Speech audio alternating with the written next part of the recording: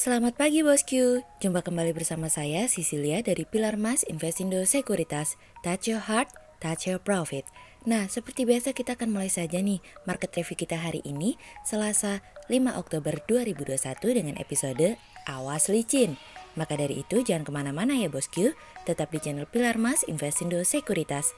Touch your heart, touch your profit. Pionir Sekuritas Channel di Indonesia.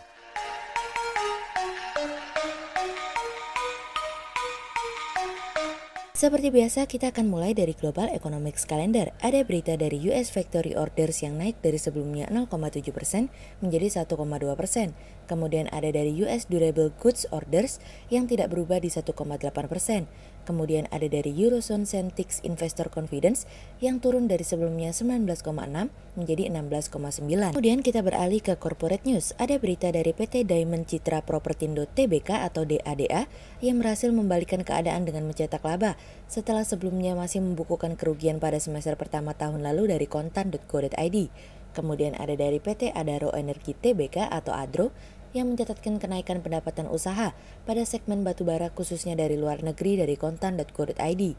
Kemudian ada dari PT Bukit Asam Tbk atau PTBA yang memproyeksikan kontribusi volume penjualan ekspor menjadi 47% di 2021 dari kontan.co.id. Kemudian pada perdagangan hari Senin tanggal 4 Oktober 2021, IHSG ditutup menguat 113 poin atau 1,83% menjadi 6.342.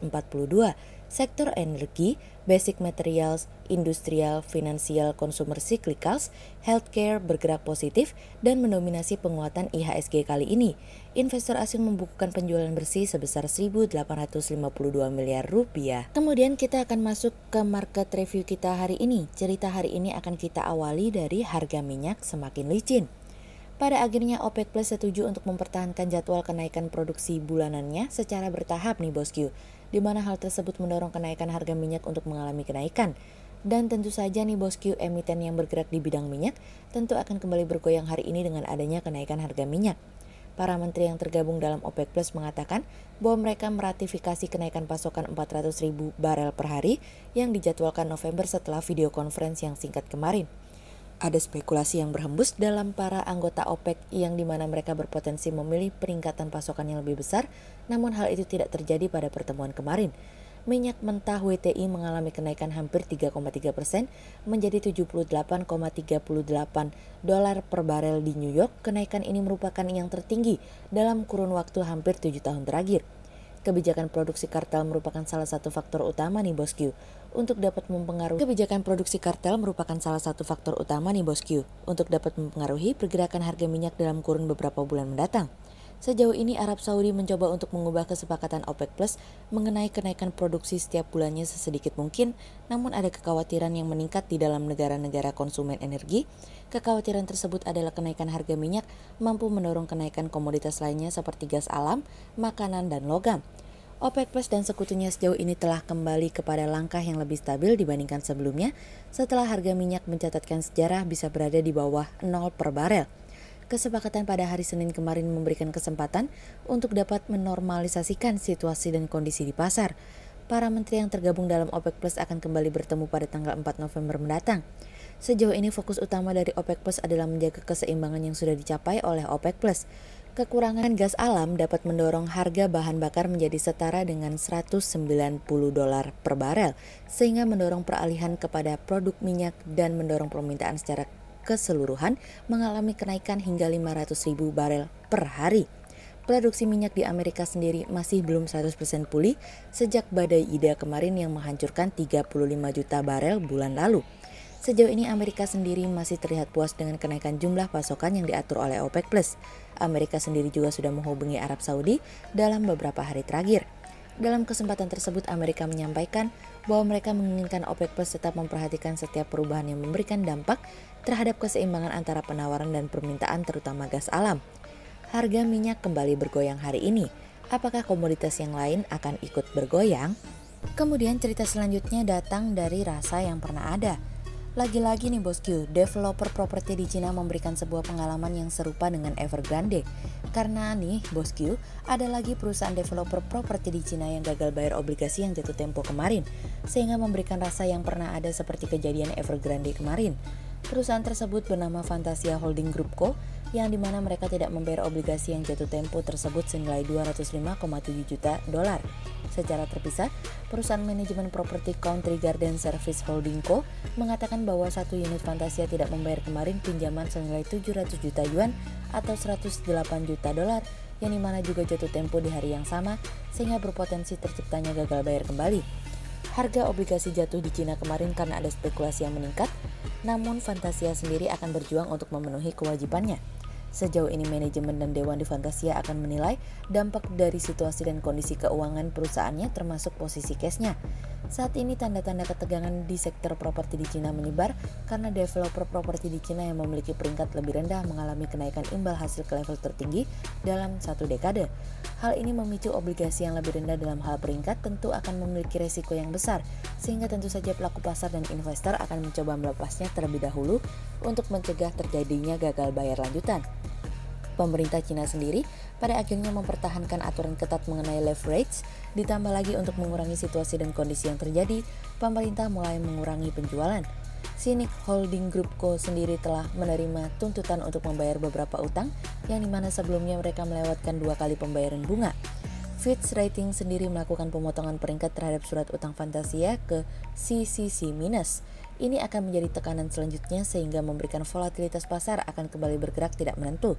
Kenaikan harga khususnya di sisi saham telah memberikan alasan bagi pelaku pasar dan investor untuk melakukan aksi profit taking dalam jangka pendek di tengah situasi dan kondisi saat ini. US Treasury yang juga mengalami kenaikan suka atau tidak suka akan menurunkan harga obligasi hari ini. Waspadai dan cermati setiap pergerakan saham yang terjadi pada hari ini ya. Kemudian cerita selanjutnya datang dari Semoga Bisa Manis. Pemulihan ekonomi pada semester 2 menjadi harapan pelaku usaha guna memperbaiki kinerja dan kembali melakukan ekspansi bisnis. Saat ini industri perbankan menjadi garda terdepan dalam pemulihan ekonomi nasional, di mana kinerja dari kualitas aset dan pertumbuhan kredit mencuri perhatian para pelaku pasar. OJK mencatat pertumbuhan kredit per Agustus telah mencapai 1,16% year on year dan 1,91% year to date. Secara sektoral, kredit sektor rumah tangga mencatatkan kenaikan terbesar secara bulanan, yakni sebesar 4,8 triliun rupiah. Perbankan tercatat akomodatif dalam penyaluran kredit untuk mendukung produk dan komoditas berorientasi ekspor yang tumbuh sebesar 4,92% year to date, sehingga turut mendorong surplus neraca perdagangan Indonesia. Seiring dengan perbaikan pertumbuhan ekonomi, pertumbuhan kredit perbankan kembali positif sejak bulan Juni sampai Agustus. Saat ini pendapatan berbasis komisi atau fee-based income menjadi fokus para pelaku industri perbankan guna mendukung dalam mencetak laba yang lebih optimal dan mengurangi tekanan pendapatan akibat kondisi-kondisi tertentu.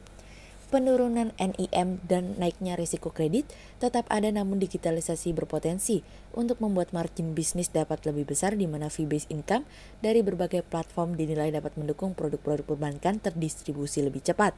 Di sisi lain, pertumbuhan eksponensial transaksi digital karena sentimen pandemi diharapkan mampu mendorong nasabah untuk mengoptimalkan pemanfaatan layanan digital yang dimiliki perbankan. Melihat kinerja yang masih optimal dan pertumbuhan kredit yang telah menunjukkan adanya korelasi dari pemulihan ekonomi, kami melihat saat ini perbankan akan tetap menjaga pendapatan berbasis komisi dari segmen retail utamanya banyak datang dari bisnis wealth management seperti bank assurance, reksadana, obligasi, dan transaksi falas. Sehingga berdasarkan technical analisa, kami melihat saat ini IHSG memiliki peluang bergerak menguat terbatas dengan potensi koreksi pada level 6.235 hingga 6.390. Berikut stock watch pilar emas hari ini ya bosku. Yang pertama ada dari ANTM, kemudian yang kedua ada dari ACES, dan yang ketiga ada dari dua saham yang kami analisa hari ini ya bosku.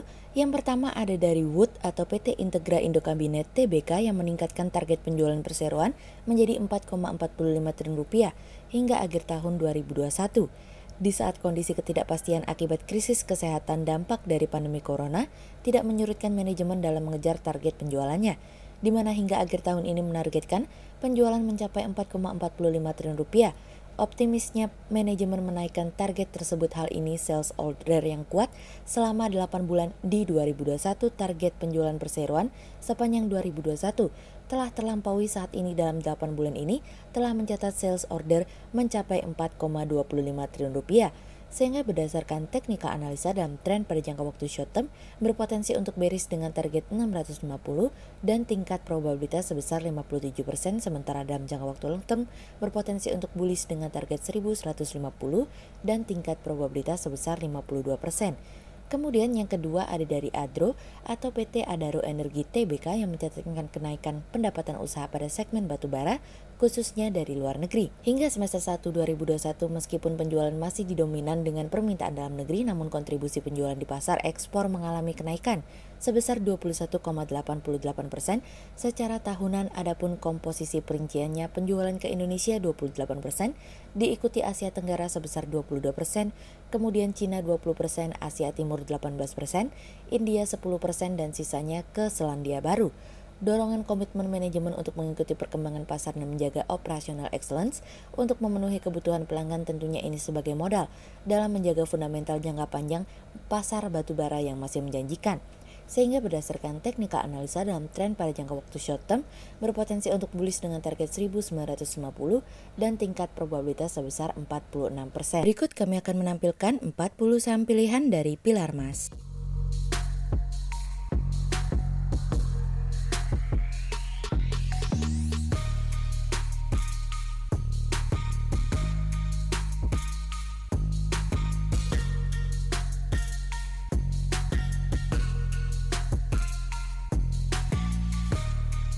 Sekian untuk review market kita kali ini ya bosku.